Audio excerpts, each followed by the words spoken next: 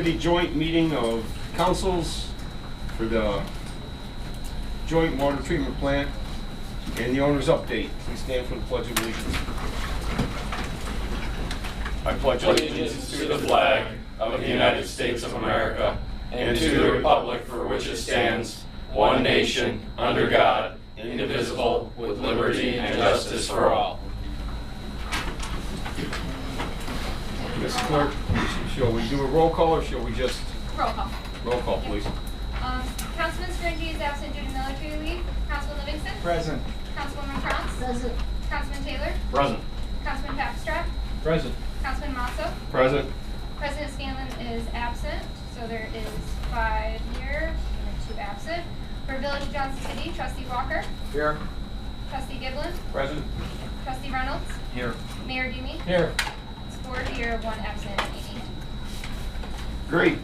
Let's get on to the items of the business. An update on the project and extension of the construction management services. Who wants to speak? Okay. Well, introduce yourselves, please. Yes. Most of you know me, but I'm Jerry Nystrom with Jacobs.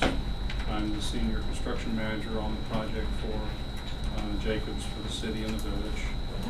And Doug Most is I'm the regional wastewater construction management manager. I'm John Claypack. I'm part of Jacobs team. okay. So, just giving you a status on things. We substantially achieved the August 31st milestone that everybody felt was important out of the consent order. There's a few straggling items that have been completed since then. DEC is aware of the status of all these things. Just to give you some quick metrics on how the process is going out there. The CBOD, we're getting 96% removal, which they've not achieved that since before the catastrophic failure in 11. Suspended solids removal is 98%. Settleable solids is 99%. These are excellent numbers. I'm going to show you some stuff. That short inflow coming into the plant. That's the river. Condition of the water in the river. One of these is drinking water and one of them is your effluent. You can't tell the difference as it currently sits. It's that clean. It's doing a great job. There's been a lot of work done to achieve that level. And just wanted to highlight that for you. We can pass these around if you want to look at them. After you've looked at them, I'll tell you which one is which.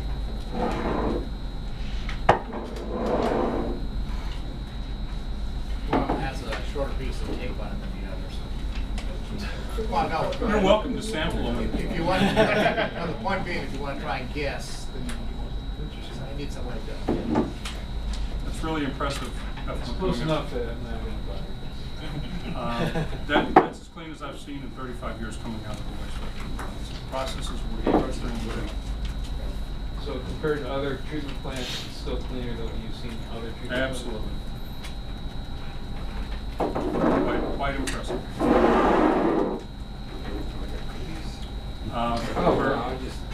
We're 90+% complete. We're anticipating being able to make the December 1st milestone for compliance with the discharge permits. We finally got methanol last week, so that's helping improve the process. The construction contract effort for phase 2 has a January 1st completion requirement for the CN cells 9 through 14. It's going to be close, but we think the contractor could make that. And everything's got to work well for them.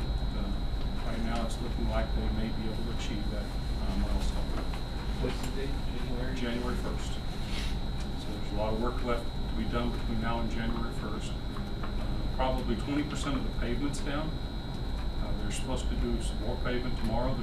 Some of the pavement will wind up going in next year because the weather's going to catch the contractor, and there's just nothing we can do about that at this point. So, turn it over to Chuck. You wanted to? Yep. One of the reasons Jacobs is here tonight, not only bring you up to speed on this, is the contract that we currently have with them expired, not the money, there's still money involved in the contract, but the contract expired on August 31st, okay?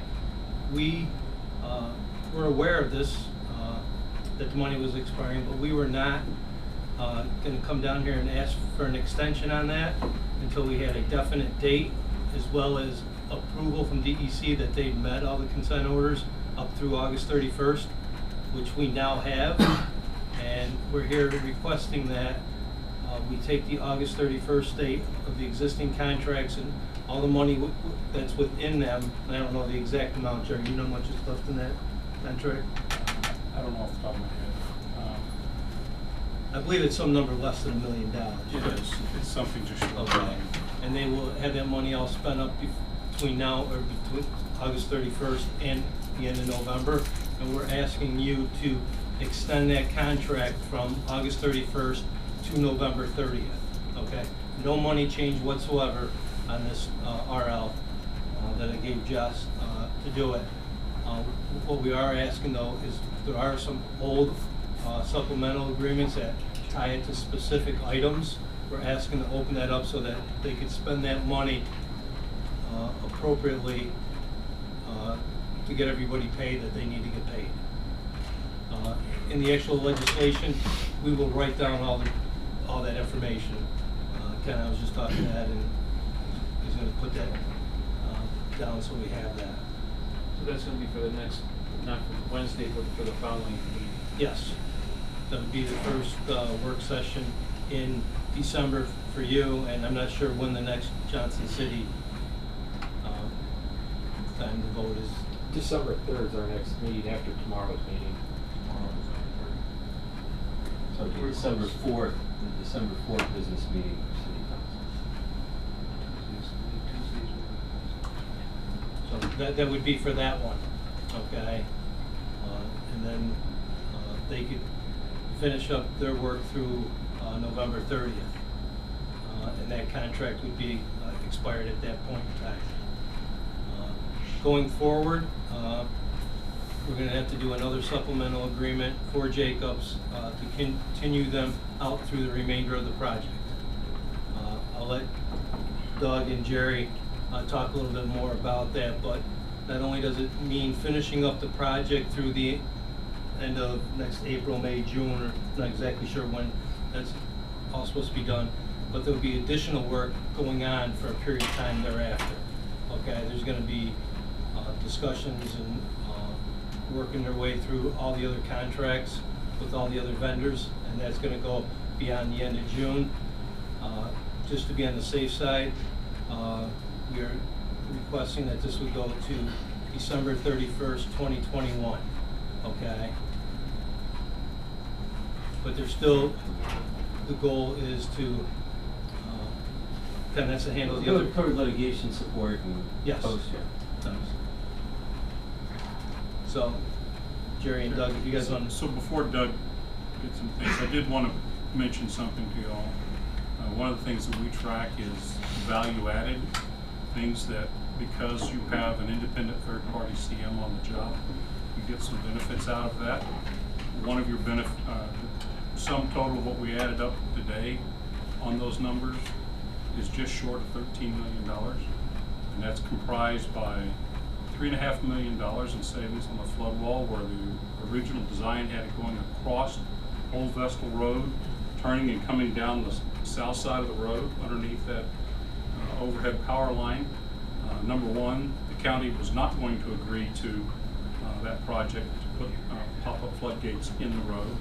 Number two, NICEAG was not going to agree to allow you to construct this underneath their existing utility line. So there were going to be a number of issues that had to be dealt with. They're temporarily moving that utility line, which was going to cause a delay to that part of the project, as well as substantial costs. The owner has recognized about $3.5 million in savings on that part alone, because we took the new structures and the engineer reclassified those to be flood protection measures. Level floors were raised to give you protection above the required 845 elevation, which is 1.5 feet above the flood of record that happened in 2011. There's about $8 million in negotiations that we've been able to successfully do in reviewing contractors' cost proposals, which were unreasonably high. And then just a couple of the items that stick out is we were able to work with the engineer to change a material to aluminum conduit, and that saved you almost $800,000, or about $800,000.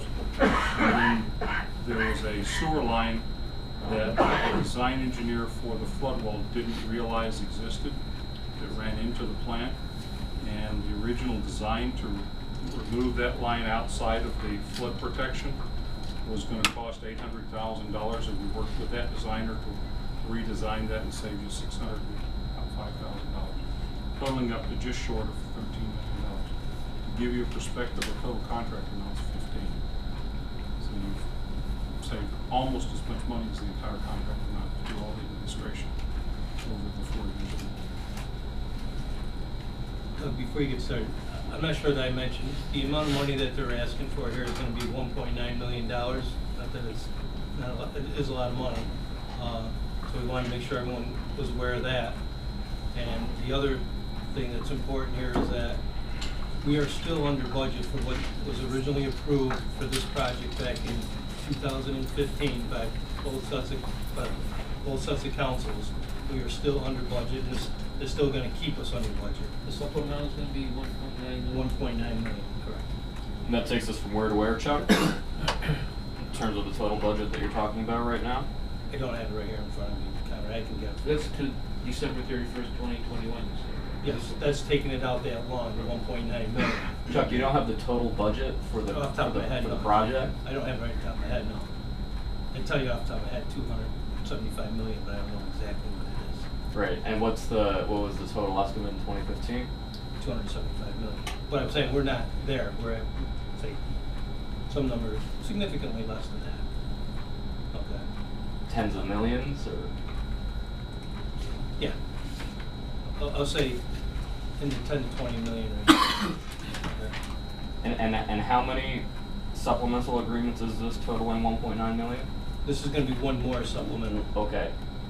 Right, and that's just for what Jerry just talked about? And what Doug's going to talk about. Okay.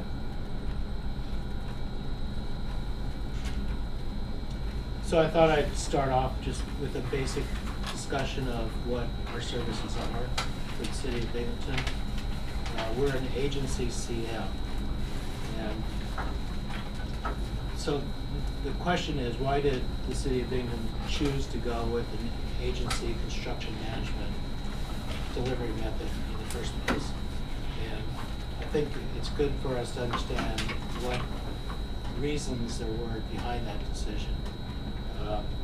So back in the old days, owners would manage these projects themselves. So a big project of this nature, 275 million, the owner would have to staff up with people who are experienced at the work, and then they'd have to staff down at the end of the project. That was very disruptive. You know, there's challenges you have with staffing up and staffing down. Getting qualified people for a short-term assignment is difficult. And so the industry generally moved to going to consultants to do that for the municipalities or the agencies. So there's different ways to do that. You could go to the design engineer and have the design engineer provide people, or you could go to the contractor, have the contractor do some administrative functions and take over quality control for themselves. There's different methods out there, but the agency, there are benefits to going with the agency construction management. And that is that managers bring in people who it's their careers to be in wastewater as managers and inspectors. So we bring expertise to the job. We bring it to the job when it's needed, and we move those people off the job when those roles are not needed on the project anymore. And And the people are happy because they're in the careers they want, and they just move on to a new project, and they're stable in their careers. The owner benefits by getting specialized experience for only the time that specialization is required and not any longer.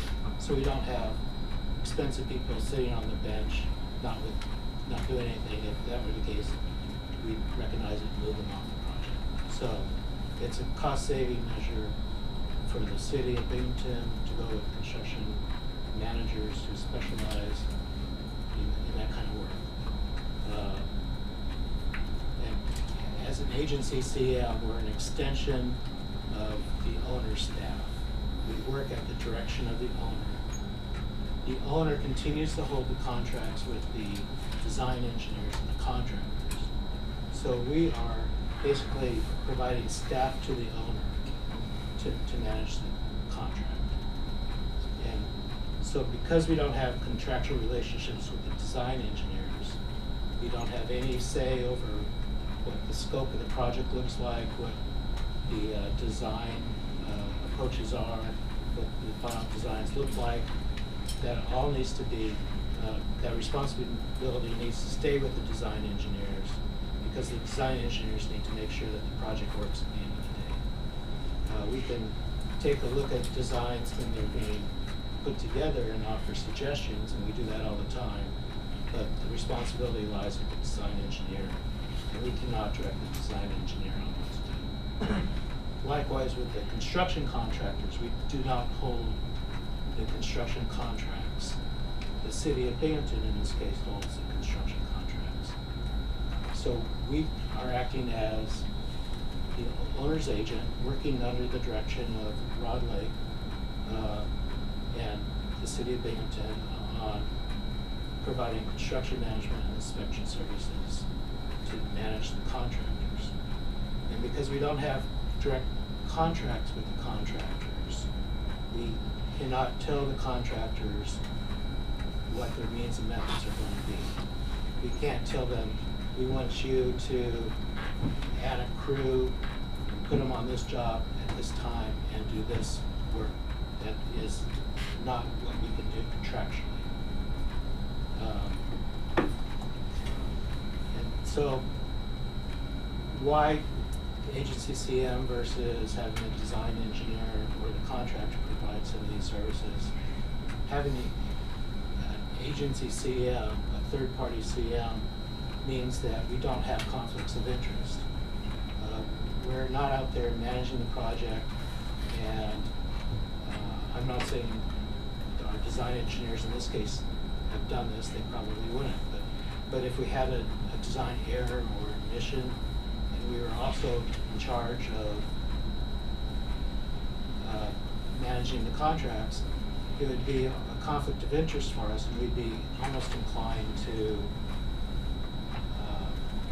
hide that design error or omission by trying to wash it away under the rug in some sort of a siding with the contractor, or not being forthright with the owner and saying, you know, that it's not a design error, it's an unforeseen condition that the owner has to pay for, you know, that type of thing. So we can give you the straight story on what the issues are, you know, and we have no conflict of interest on the design. Likewise, with the construction contractors,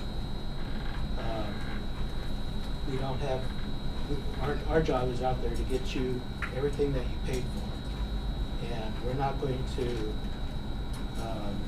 cut corners. We're not going to say this quality is good enough. It has to be good enough to meet the contract and not a bit less than that. So we don't have a conflict with construction, with the owner as far as construction related issues go. So that is the benefit of having a third party agency CM. We work on an hourly basis.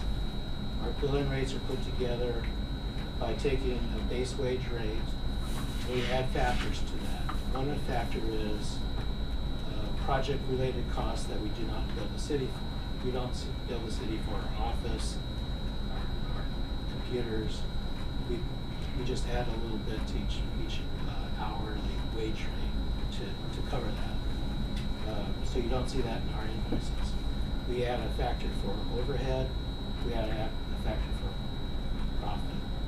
But we do not add a factor for the kind of risk that you would see an engineer or a contractor add factors for. Because we don't have that risk. We don't have the risk of making sure that design works.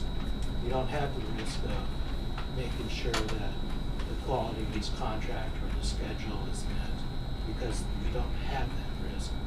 So it's a cost benefit to the owner to go with the agency ACM, because they're paying the least amount of cost and they're not paying for the risk that are associated with those types of things. So we were talking about the success of meeting the phase 1 consent decree date. And I'd like to say that the success belongs to the entire team. It's not a Jacobs attainment. We the contractors, construction contractors, are on contract to provide the services or the physical facilities on a certain time schedule, and the contractors stepped up and did it on time. So hats off to them. And hats off to GHD for making sure that the designs were in place to get it done. Hats off to the owner to make sure the decisions were made at the proper time, and the proper decisions to achieve that milestone. Jake's role in that was to focus all the members of the team to what needed to be done in order to achieve that goal. With the Wick's Law prime contractors, sometimes we had to go to one contractor and say, hey, there's another contractor coming in behind you, we have work to do, so we need you to focus on this area so the other contractor can get in and get his work done. We help the contractors understand their interdependencies. We had a good idea of what was needed in order to get the phase 1 compliance achieved. And since we don't have contractual relationships with the contractors, we use all the contractual prerogatives that the city has in a contract with the contractor. And with the city's approval, we provide recommendations to the city on what needs to be done in order, in a carrot and stick fashion, to get the contractors motivated to do the work on time. And we give the city those options, and the city follows through on those recommendations. So I would say hats off to the entire team. It's not a Jacobs responsibility to achieve phase 1. It's the entire team's responsibility.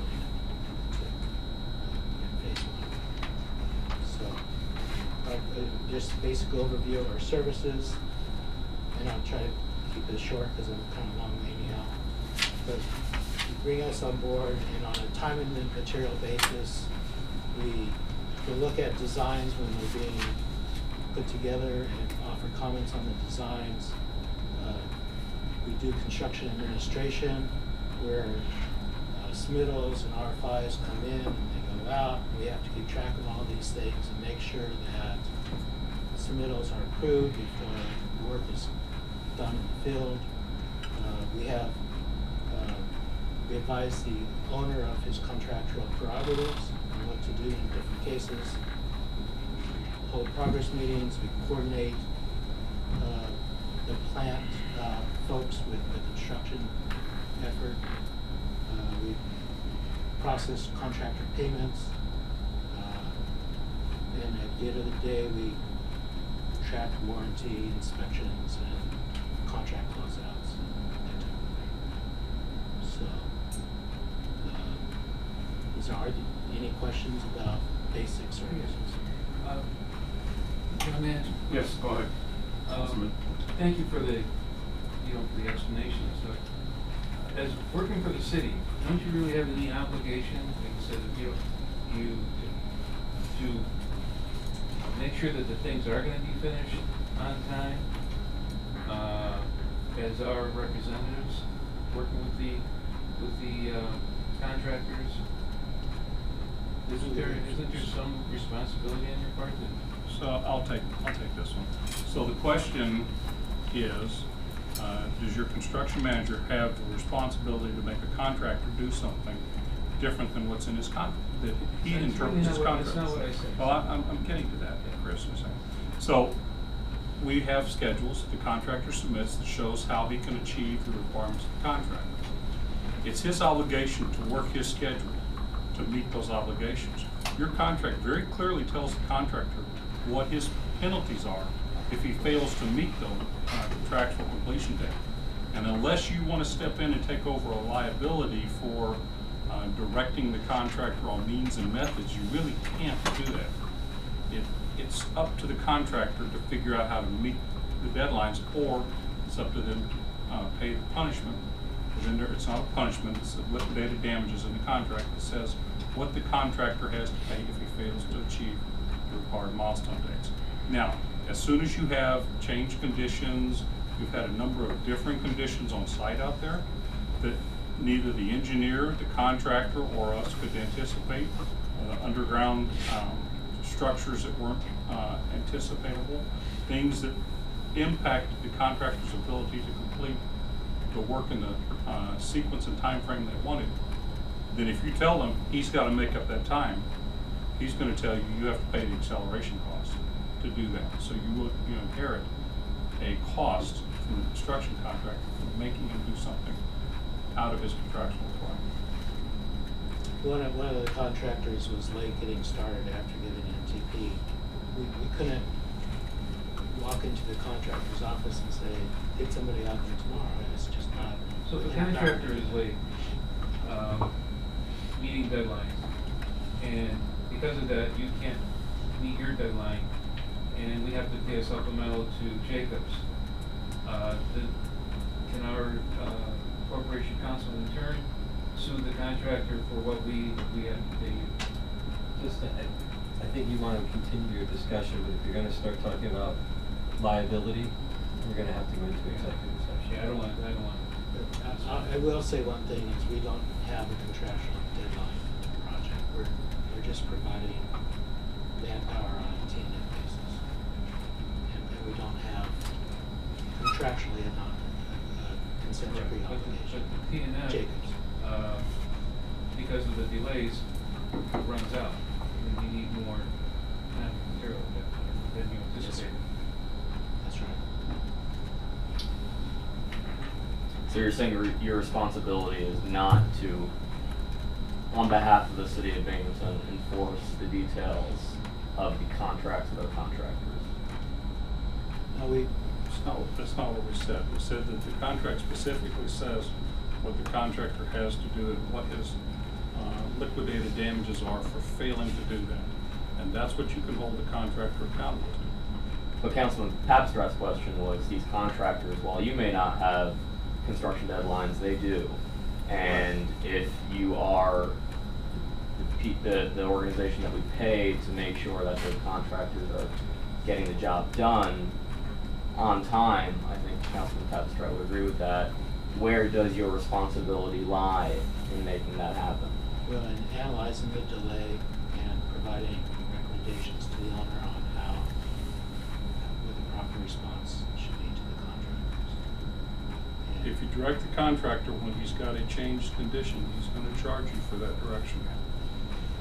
You're going to assume a liability that you may not be wanting to assume, and you don't want to accidentally do that by making a direction that is contrary to the contract.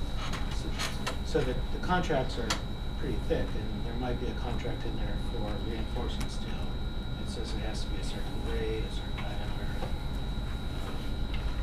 certain spacing, and our job is to make sure that the contractor follows contract, the language of the contract, that the reinforcing steel is the right grade, the right placement, the right clearances. And so that's what our job is. We can't make up contractual obligations that are not there. So each of these contractors are independent contractors, and they have the right to pursue their work within the boundaries of that contract. And as soon as you start trying to tell them things outside the boundaries of that contract, you're assuming a liability that you didn't bargain for in the price that they priced you.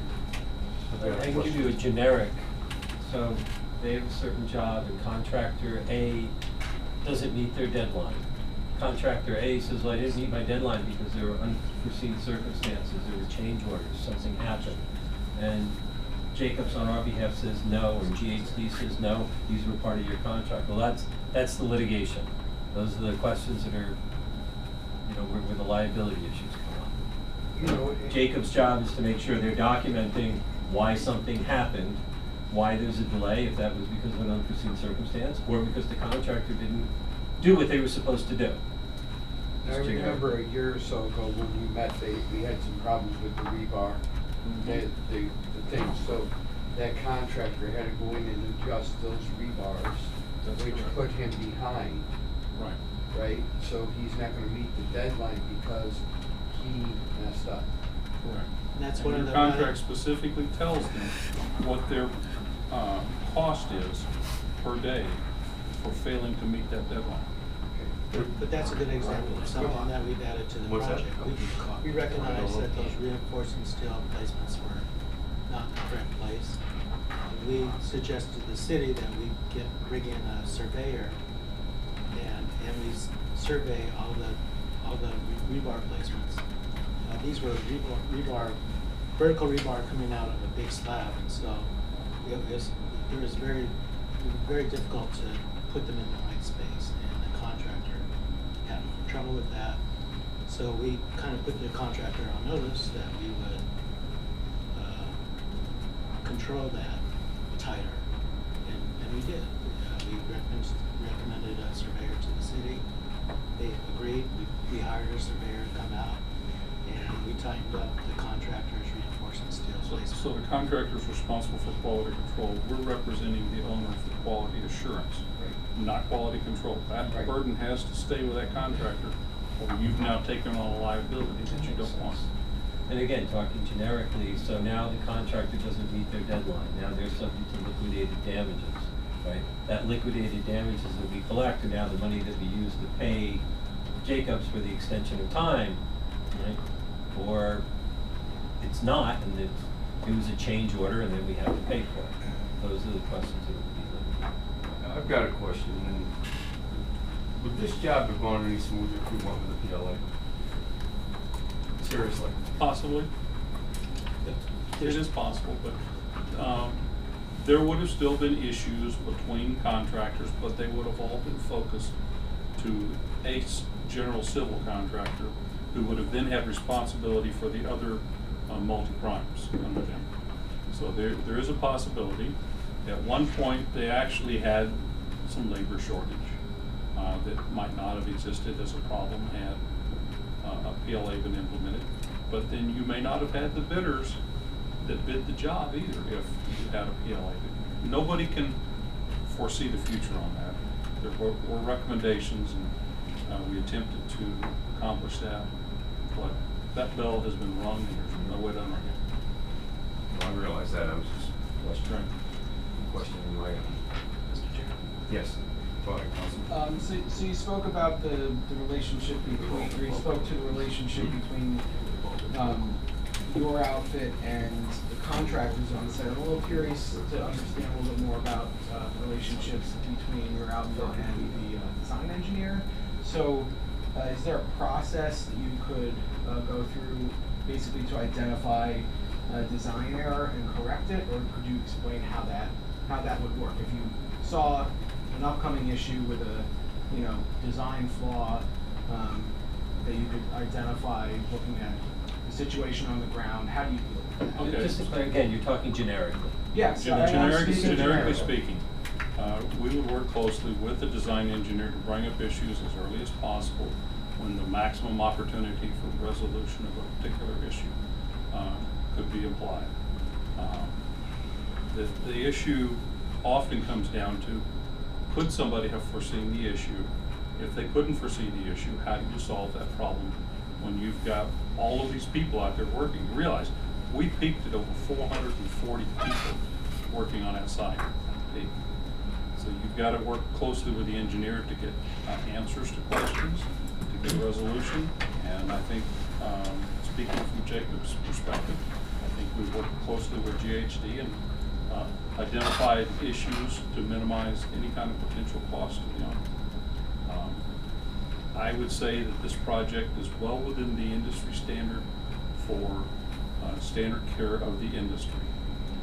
We're looking at change orders in the magnitude of 5 to 10%. So for renovation of the magnitude we're talking about in an existing facility where, in the design time frame they were allotted to design, the engineer has done a very competent design to meet standard care of the industry.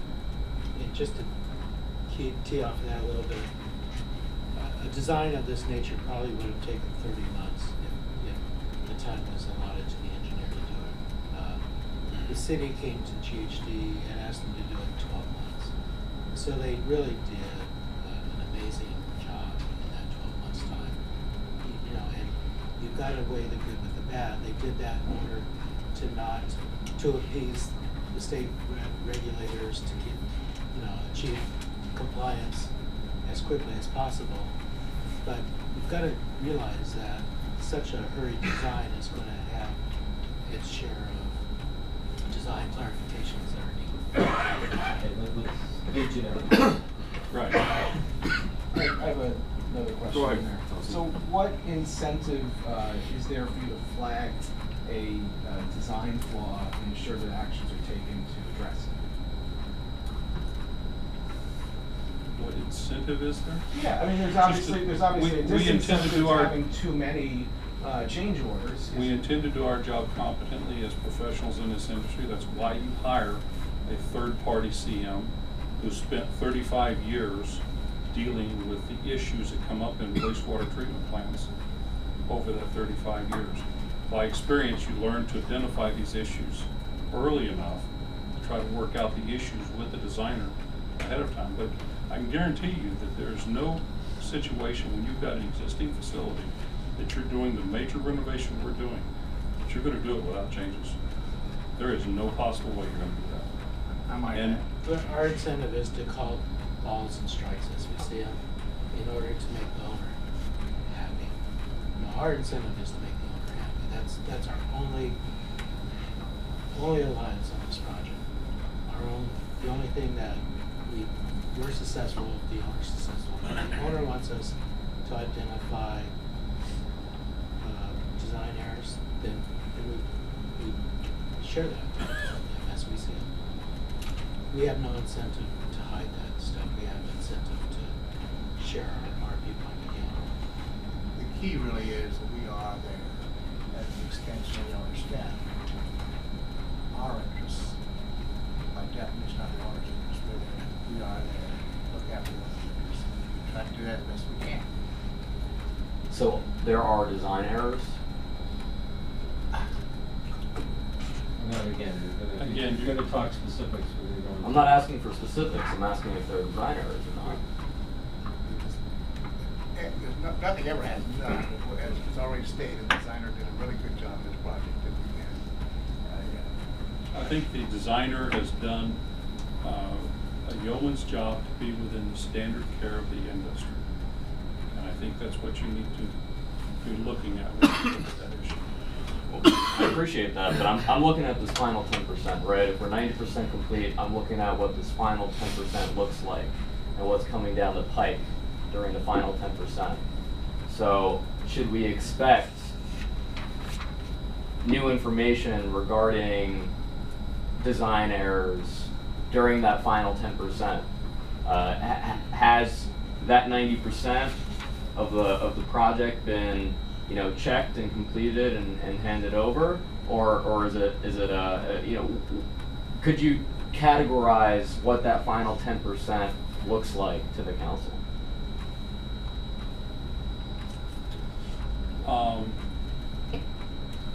We have the majority of issues have been identified by the designer, construction contractor, and us, and we're resolving issues as we go. There's very few unknowns at this point of this game. Let's put it, if there are design errors in this last 10%, they will be taken care of. Absolutely. Any issue that needs to be addressed for this project to accomplish its intended goal will be accomplished under this contract. I'm not sure we can say absolutely. It depends on what the circumstances. There might be a pump failure that it takes a while to figure out what's going on with this pump, and if it relates back to the design error, then the contractors might not be under contract anymore for a change order. Well, there's a warranty if it's a pump or something like that. You're gonna have a warranty on this, so, I mean, there's, at some point, the responsibility is not gonna be with the owner, it's gonna be either with the contractor or with the manufacturer. In a more general sense, what is the final 10%? What is the remaining work, construction work left that has to be done? Completing CN cells 9 through 14, completing the renovation of the PSTs 1 through 6, completing the renovation of the thickeners, completing site lighting and pavement. There's some miscellaneous site improvements that have to be completed. That's the bulk of what you have left in that final. In real layman terms, phase one, the 90%, was to fix everything we could fix without shutting the plant down. Phase two, the remaining 10%, is now we've got the phase one working, produce good water, go in, fix the stuff we couldn't shut down previously. This always had to be a phased construction because the wastewater treatment plant has to continue to function its intended purpose. It's an amazing glass of water. I'll share it. Which one? The right one. The right one or the left one? Our right or your right? We don't recommend you drink it, but it is a fact that the treatment out of the plant is UV disinfected and chlorine disinfected, whereas the water you drink out of the house only gets chlorine. And it's lost some of it on the way. Nonetheless, we don't recommend you drink it. So, You're wanting me to take a sip? Just so you know which is which. at one of our last get-togethers here, we spoke about the process of a checklist, when, you know, a building is complete and to be handed over. Could you talk a little bit more about that process and what percentage of the construction work has been completely accepted on behalf of the owners? A relatively small percentage has been completely accepted on behalf of the owners because the contractor still has some critical things that he has to complete before we're willing to allow them to be turned over to the owner. There are life safety issues that have to be completed on handrail grading and things like that, that I'm not willing to allow those facilities to be turned over to plant staff. So the contractor's having to continue to operate and maintain those facilities while he is completing that work. Certain parts of, and again, there's 15 construction contracts out there, so some of them have been completed. Some of them are near completion. Some of them, the contractors have asked for substantial completion, and we're in varying stages of trying to determine whether they are sufficiently complete to meet the definition of substantial completion.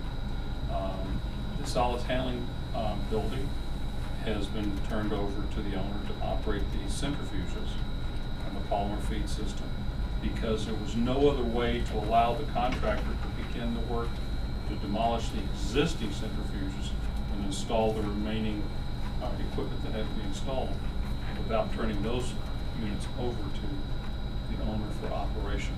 And the units that were turned over, have those seen any operating issues after being turned over? There have been issues, and the contractor has been promptly notified to get the manufacturer out to deal with those issues, and sometimes the manufacturer has been more responsive than other times. But at no time have has the facility been unable to meet its processing requirements for solids handling. Things have gotten better over the last few weeks than there were a month ago.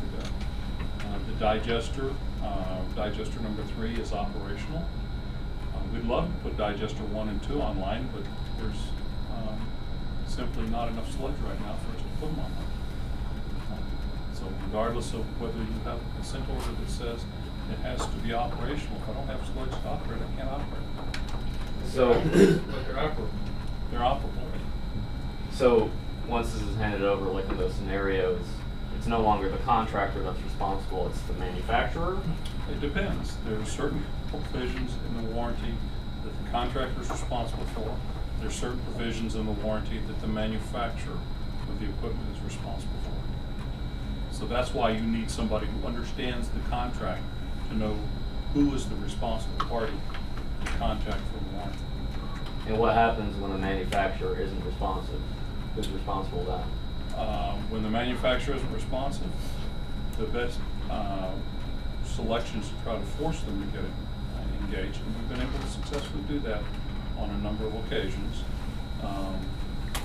Where the contractor is ultimately. The contractor is responsible for it, He hired the. and the owner. Even once it's been turned over? Correct. Correct. Okay. If the manufacturer's representative is not responding to meet the needs of the project, the contractor becomes responsible for it. And if the contractor is not responding appropriately, the owner can, on an emergency situation, go out, have the work corrected at the contractor's expense. We haven't had to go to that level yet. We've been close at times, but we have not had to go to that level yet.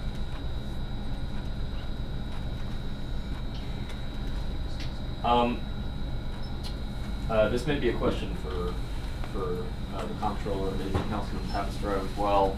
Has Jacobs or its associating corporation been selected as the bid entity for management? Because that maybe poses a conflict of interest in the continuation of this contract.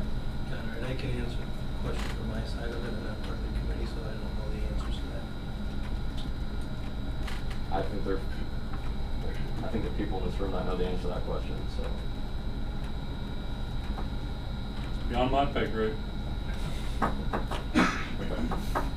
I think it's an important question, and I ask it simply because, if we're gonna continue a contract with, in this context for an amount of time that may continue over into a time period where that same organization is supposed to be privately managing the facility, I think there's a little bit additional and necessary room for discussion there about what that looks like and if it's a conflict.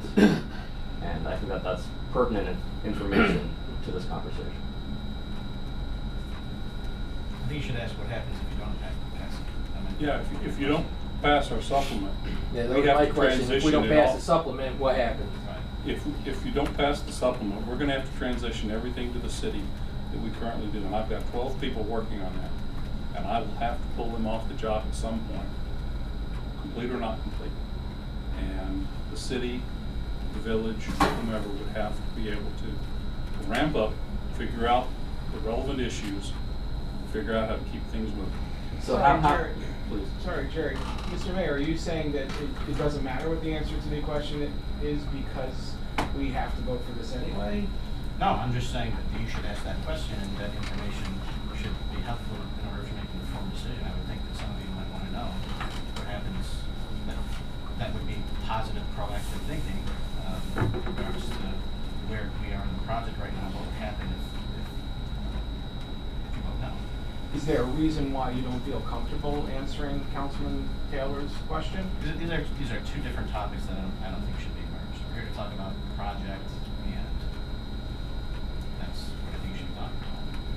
I'm of the opinion that they are related, but what my question is, going off of that, is this contract ended on August 31st, so obviously things have been consistently moving forward with So deadlines the money's still approaching. been there. Right, exactly, and the money is according to the controller, still there at this Right. time. We haven't been paid for services beyond August 31st. To avoid an impact to your construction process, we have continued to work at risk during this time period at significant cost to the company, which rightfully should be reimbursed. Well, I think that we appreciate that, but I think it's a reasonable request to say that if we're voting on a continuation and extension of a contract that might be a conflict of interest to another contract negotiation that is apparently going on in City Hall, then that's information that But I you think... can't just announce that particular part of the contract willy-nilly without, I mean, you just can't do that. I mean, everything has to be... Well, it was supposed to be announced months ago, and I think the least you can do is let in your council members into the discussion who are being asked to make a vote on something that is quite serious, and we're talking about $1.9 million. I think it's a reasonable request. Councilman, first of all, there are no negotiations going on. You said that there are negotiations going on. There are no negotiations going on, just to kind of be clear on that. So, with regards to the August 31st date, not the August 31st date, the timeline you're referencing, you guys, you can't have it both ways. You can't say on the one hand, we're rushing it through, and then when you take more time, say, why are you guys taking so long? I mean, you gotta pick one narrative. One narrative or the other narrative. I'm not asking why are you guys taking so long. I'm asking why, in terms of what's going on. What are the conversations that are being had? What is going on behind the scenes that council members should know about? It's obviously a really important discussion that's going to affect every single ratepayer in the city that we're not getting any information about. And the truth of the matter is that the discussion that we're having tonight is very, very pertinent to that same very conversation. So it's news to me that there's no negotiations going on because... It shouldn't be because It Councilman shouldn't Stern matter asked because for a while ago. you've either got to do it or not do it, one way or the other. Whether they're the ones that were chosen or not chosen, you still have to do this one way or the other. This needs to be done. Right. That's pretty much it. It's, you know, They're whether they're different- chosen, one of the other two were chosen, it doesn't matter. We still need to finish the project. They need to be paid to finish the project, and that's where we need to go. I appreciate that sentiment, but I've sat here for 4 years on city council being told we need to do this, we need to do this, we need to do this, time and time again. I think my fellow council members will agree with that sentiment. I'm just saying that we shouldn't engage in a contract that could be a conflict of interest with another contract that's maybe being discussed. Number one, it wouldn't be a conflict. It wouldn't be a conflict. It's not, there's no negotiations going on behind the scenes, because before you start any negotiations, both Johnson City and Binghamton Council and Town Board will have to meet who the chosen contractor is going to be. And then from there on, you can start negotiations, and you can see if there's anything to negotiate. I mean, that's a whole different field. With this supplemental, which we've done plenty of before, it has to be done to finish their work. Unfortunately, the last time we dealt with the sewage treatment plant during the floods and all that, we had supplemental agreements after another, and you had to vote on the stuff to keep things going. Nobody liked to do that.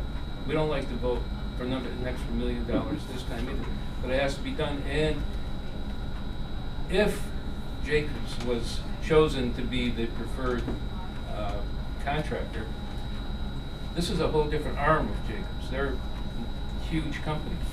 I mean, that you can see that there might be in your mind a conflict of interest, but they're... It's not about my mind. No, I need to but see they're it demonstrated. They're a different branch of the company altogether.